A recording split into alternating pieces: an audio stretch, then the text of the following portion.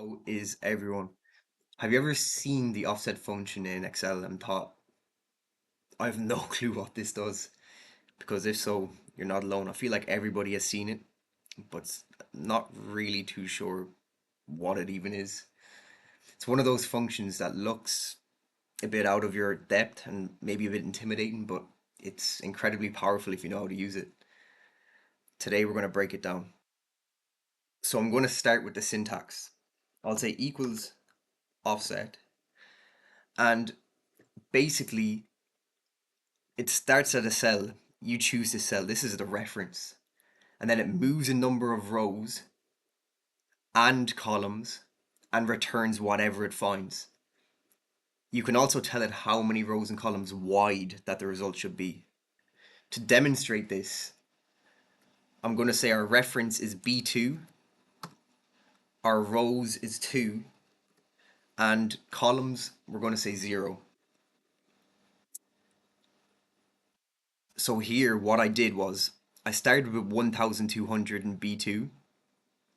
We've moved down 2 rows, and what Excel did is it returned the value from that spot. So offset is basically Excel's way of saying, hey, go find me the cell relative to this one. So go find me the cell 2 rows down from B2. So now here is where it gets interesting when we move into the more advanced use cases of offset. So if I manipulate this a bit and I say reference B1 and we combine account A with the offset and we say we'll use column B -1, and again we're going to go with 0 columns.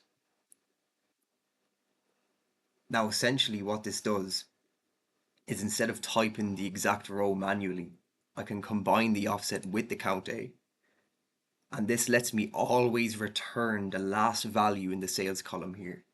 So no matter how many months I add, it will return that last value. So let's just say I do 4,500 here. That'll update automatically. And this is just the beginning of advanced use cases of offset. In my next video, what I'm going to do is I'm going to use offset with sums and averages to make dynamic formulas like rolling 3-month totals. That's where Excel gets really smart, and you'll see how powerful offset can really be. So now you know the basics of offset. It's a function that's been hiding in plain sight, and I'm sure you've avoided it whenever you've seen it, but it can completely change the way you work with dynamic data. You should try it in your own Excel files and see how much time it saves you.